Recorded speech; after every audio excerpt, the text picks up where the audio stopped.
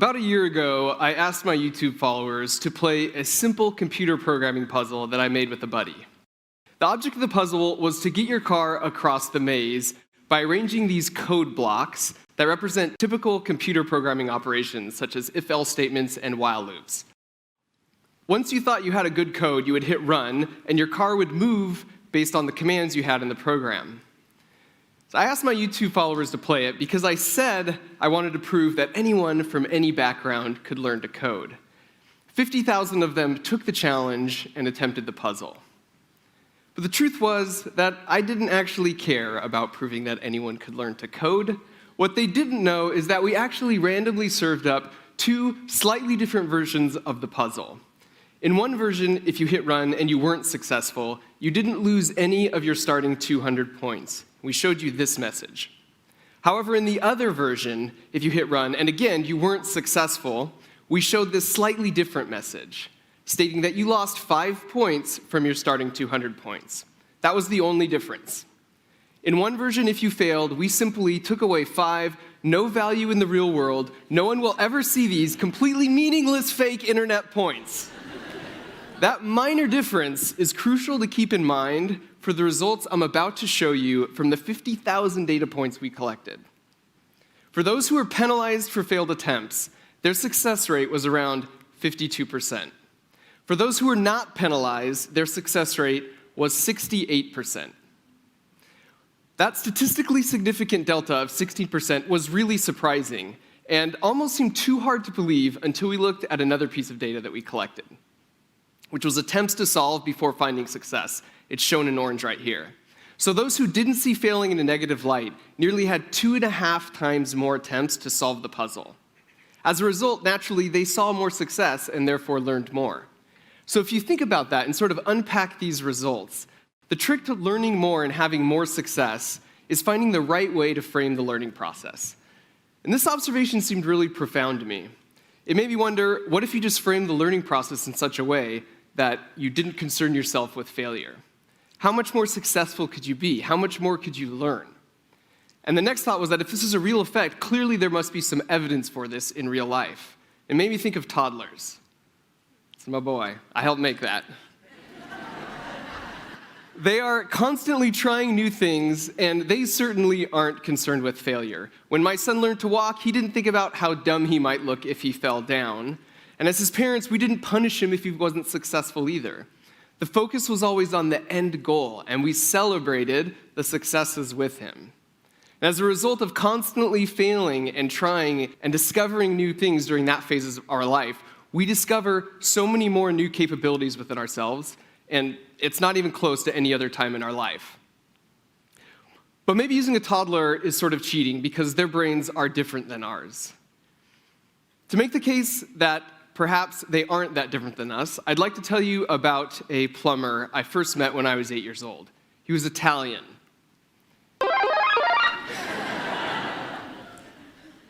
When Super Mario Brothers came out, my friends and I became obsessed. Like, we wanted to get to the castle and rescue the beautiful Princess Peach from the evil Bowser. We get to school and ask each other, like, dude, what level did you make it to? Did you pass the game? We never asked each other about details on all the different ways we might have died.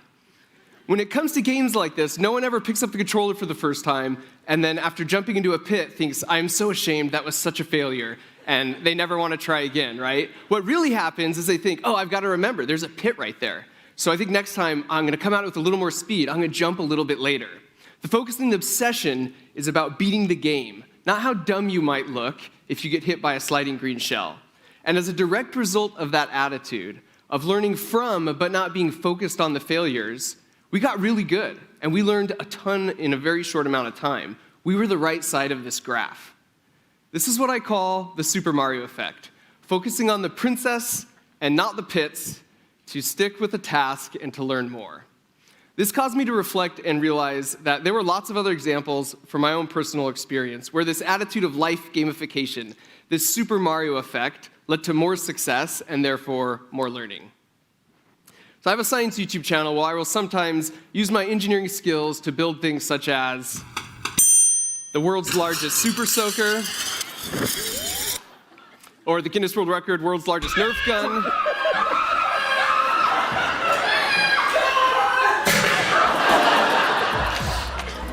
Or maybe this snowball machine gun. Yes! Fashioned from a leaf blower. That's my niece. Those are my nephews. I haven't quite figured it out, but when it comes to me, their uncle, they seem to have some trust issues. So these builds usually take me about 2 to 3 months, but there was one that took me 3 years. Basically, I wanted to make a dartboard where you could get a bullseye every time. The idea was that if you throw a dart, we could track it through the air, and then we'd move the board to sort of catch a bullseye. And so once we did the math, we realized that if we wanted to track the dart for a typical game of darts, typical velocity, we would basically have to both track the dart and to move the board the same amount of time it takes for a human to blink once. No big deal, right? So I'm not going to bore you with all the details and the failures and the setbacks from a lot of metaphorical sliding green shells and those pesky hammerhead bros, but eventually we figured out it would take something that looks like this, which is 6 stepper motors and motion controllers, a Vicon motion capture system with 6 cameras, and just a ton of tweaking and rewriting the code. But finally, eventually, we arrived here.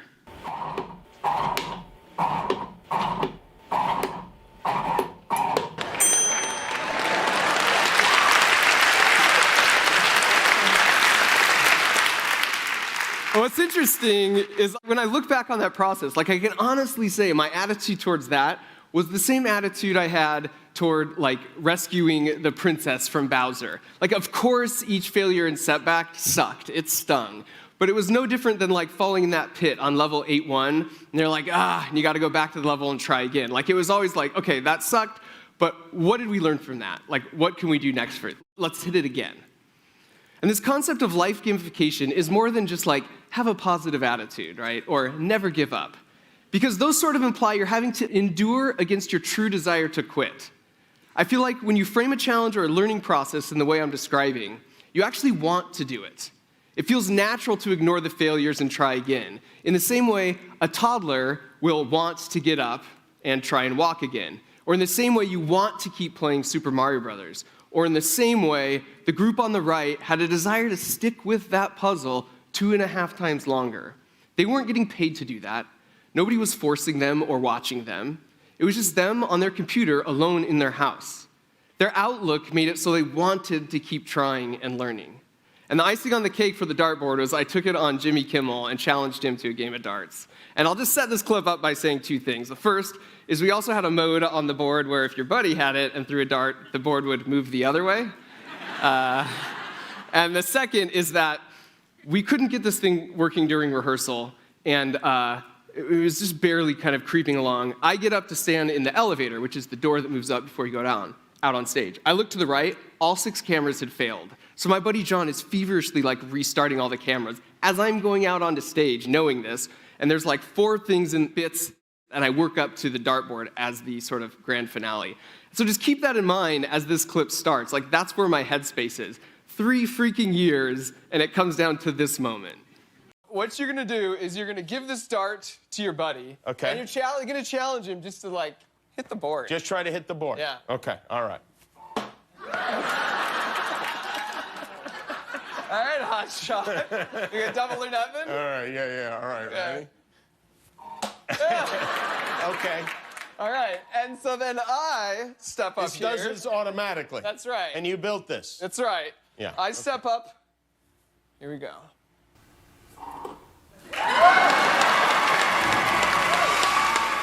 Fake it till you make it.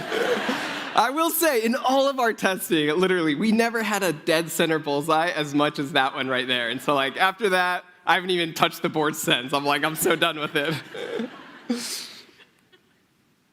And I really believe that if you reframe, the challenges, it can make all the difference. I have a simple thought experiment to sort of showcase this. Let's say I gave you a test, and it had instructions on it that you would carry out. And to do that, it had sort of buttons like this. And the instructions would say something like push button 3 for 5 seconds, and then push button 6 for 1 second, then push buttons 3 and 5 for 6 seconds, and so on. And unless you carried out the instructions on page 1 exactly, you couldn't see the other 32 pages of the test. How much would I have to pay you to take that test for an hour? Now suppose I change the word test here to game. And I rotated this. And for the input device, I shrunk the buttons and moved them here. And I gave it a cool paint job. And maybe different button styles. And then instead of using words, I represented the tasks you needed to accomplish visually, like this. Note the output is the exact same. You have to push these buttons in a very specific manner to move on to the next page, or level, as it were. Now picture it's 1986. How much would you pay me to take this test, just for an hour? If you have a very bad imagination, here's a hint to the right answer. I know, I was there.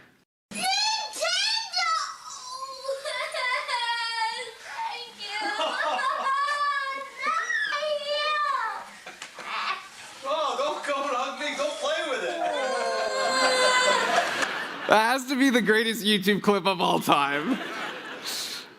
So as a science YouTuber, sometimes I feel people have framed the act of learning science in a negative way. It's been taught poorly, so it feels scary to them.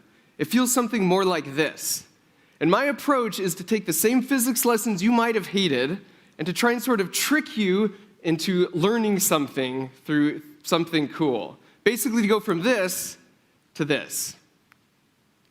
So for example, in this video, I made a hot tub with liquefied sand. And this is another one of my nephews with unexplained trust issues. I explained in the video that it's a fluidized bed, and then we talk about the principle of buoyancy and how it makes the whole thing work. And I use several examples, like, the blow dryer with a ping pong ball like this. I like to think my approach to science is similar to velociraptor hunting patterns. So I get people to come in with something cool and amazing, like the sand hot tub, and then when they least expect it, Clever girl. admittedly, the analogy breaks down a little bit right there at the end. But by reframing the learning process and focusing on the cool end goal, the fear of failure is often taken off the table, and learning just comes more naturally. I'll close with this thought. Someone came up with this cartoon, and I totally love it. This is so true, but often in life we tell ourselves that the top version is what we want. That's what we expect. But then something happens. Maybe it's a really bad grade on a test, or a meeting with a client that goes horribly wrong. Maybe it's a bad breakup.